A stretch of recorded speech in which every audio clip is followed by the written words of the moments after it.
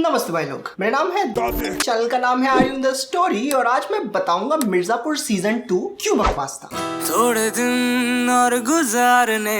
मिर्जापुर का नाम और प्रेमिस सुनते ही सबसे पहले दिमाग में एक फिल्म का ख्याल आता है। अब बताइए, यूपी बिहार की भाषा, गालियां, खून खराबा, कट्टा आखिरी बार कहाँ देखे थे? तो अनुराग कश्यप की गैंग्स ऑफ वासेपुर याद आएगी। मिर्जापुर देखने वाले पहले कई क्रिटिक्स की यही गलती रही। कई सिमिलैरिटीज होने के बावजूद मिर्जापुर और वासेपुर फंडामेंटली अलग है। दूर से भले मिर्जापुर और वासेपुर फैजल खान और डेफिनेट जैसे भाई लगते हो, लेकिन गहराई में जाते हैं तो एक दूसरा शो है जिसके बारे में कभी सोचा नहीं होगा मिर्जापुर का ट्रेलर देखते हुए।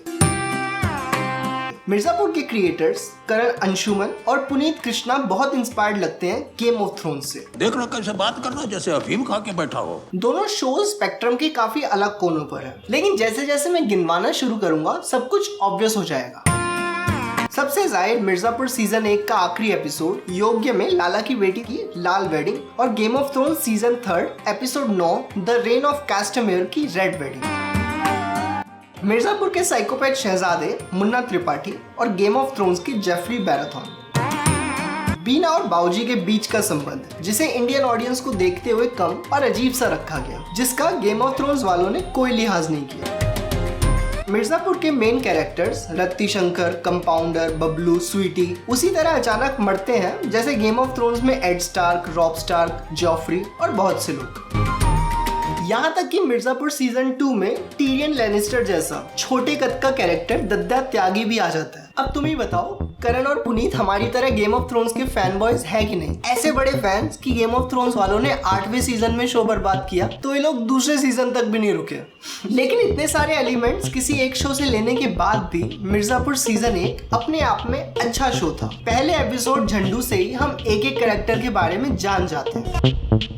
मुन्ना इतना पोलराइजिंग होते हुए भी एक लाइकेबल कैरेक्टर है। इसमें सबसे बड़ा हाथ तो उसे निभाने वाले दिव्यांशु शर्मा का है। मैं रिलेट कर सकता हूँ उससे कि कुछ भी सही करने जाता है गलत हो जाता है। शादी में नाच ही तो रहा था, दूल्हा गलती से उड़ गया। ऊपर से अपनी अलग पहचान बनाना चाहता है लेकिन बाप से अलग होकर कुछ कर नहीं पाता। जिससे सच में प्यार करता है वही इज्जत नहीं करती। अपने अंदर इतनी फ्रस्ट्रेशन है इसलिए दूसरों पर दादागिरी करता है। मुन्ना किसी भी लिहाज से हीरो बनने लायक नहीं है, लेकिन वो विलन भी नहीं। वो टैक्सी ड्राइवर के ट्रेविस बिकल की तरह है। और हाँ, मैंने अभी मिर्जापुर के एक कैरेक्टर को टैक्सी ड्राइवर के एक कैरेक्टर से रिलेट करा। मार दो गोली। मैं सूडो सिनेमा इंटेलेक्चुअल हूँ। अभी गॉडफादर के वीटो कार्ड लियोनी की कालीन भैया से भी कंपैरिजन करूंगा, रुको तुम।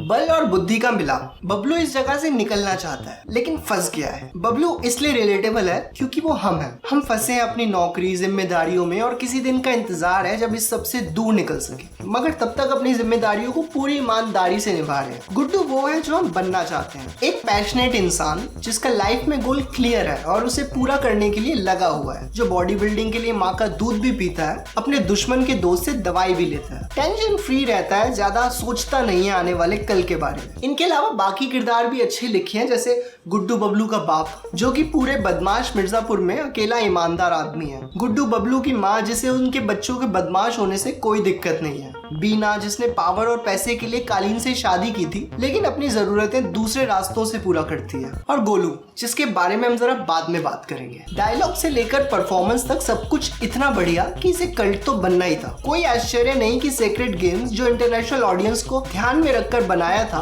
और प्रोडक्शन और क्वालिटी में मिर्जापुर से बेहतर होने के बावजूद पॉपुलैरिटी में पीछे रह गया। लेकिन फिर आया मिर्जापुर सीजन 2, जहाँ मिर्जापुर सीजन 1 की बहुत तगड़ी शुरुआत हुई थी, वहीं मिर्जापुर सीजन 2 की होती है घटिया वीएफएक्स वाले बिच्छू से। क्यों? ऐसे ही सेक्सी लग रहा था। और इसके बाद गाड़ी जो पटरी से उतरी तो फिर वापस चढ़ ही नहीं पाई। 3 मेन पॉइंट्स हैं कि मिर्जापुर सीजन 2 क्यों बेकार हुआ।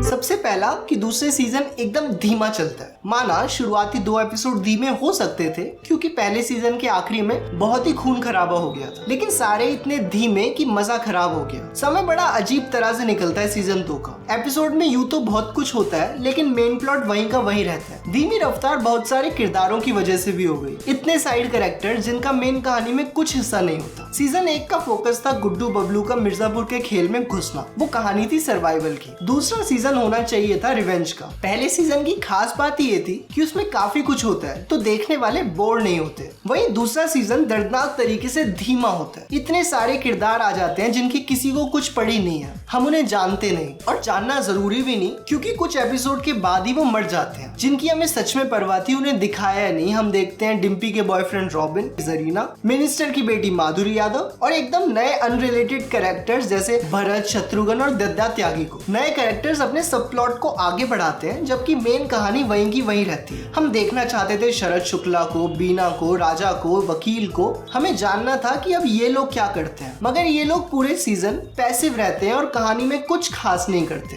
दूसरा सीजन होना चाहिए था गुड्डू के बदले का, जबकि दूसरा सीजन एक फिलर सीजन जैसा बनकर रह गया, जो बस आने वाले जाने कितने सीजन्स की तैयारी करवाता है। जहाँ तक मुझे लगता है इस कहानी को 2 सीजन्स में खत्म हो जाना चाहिए था, लेकिन प्रोड्यूसर्स को लगा उनके हाथ में सोने के अंडे देने वाली मुर्गी आ गई है, तो अब जितने अंडे निकल सकते हैं निकाल लो। दूसरा पॉइंट है,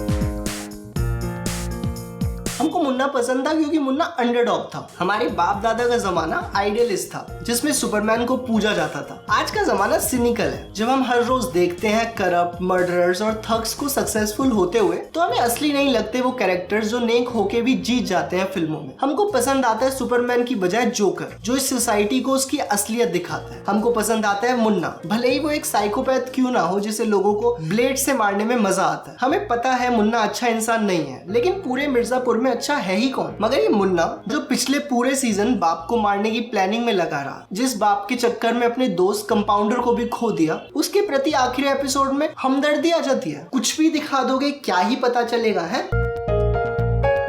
गुड्डू कभी भी स्मार्ट कैरेक्टर नहीं था, बड़े इम्पल्सिव फैसले लिया करता था, जिसका अंजाम उसे अंत में अपने भाई और बीवी को खोकर भुगतना पड़ा। दूसरे सीजन में वो अचानक स्ट्रेटेजिस्ट बन जाता है, जो कि उसके अब तक के दिखाए कैरेक्टरिस्टिक से मेल नहीं खाते। हाँ, उसने भाई को खोया, इसकी वजह से अब वो थोड़ा सतर्क हो सकता था, लेकिन उसका वेल प्लानर बनने की बात को पचाना मुश्किल है। बबलू के मरने के बाद बुद्धि बनना चाहिए था गोलू को, लेकिन उसके कैरेक्टर ने तो गुड्डू से भी ज्यादा 450 डिग्री का चक्कर मारा।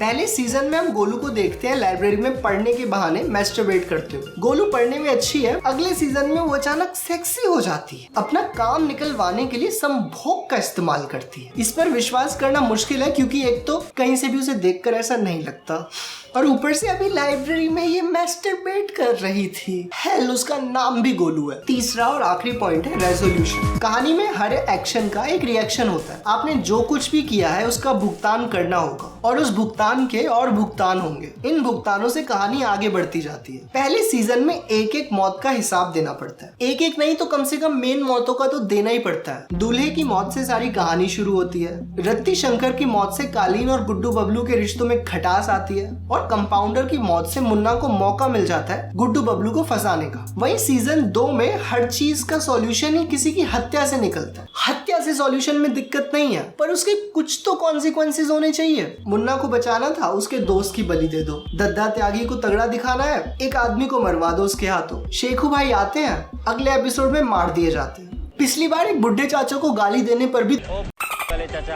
दूसरे सीजन में कुछ होता है, लेकिन उसके मरने से भी कोई फर्क नहीं पड़ा कहानी में।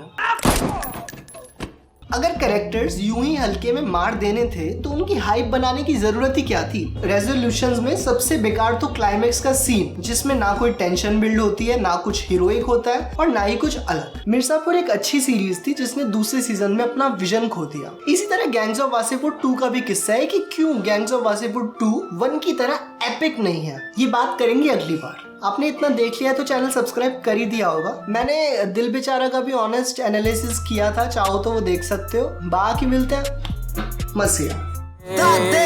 क्योंकि बचे हैं थोड़े दिन और गुजारने हैं थोड़े दिन और सवार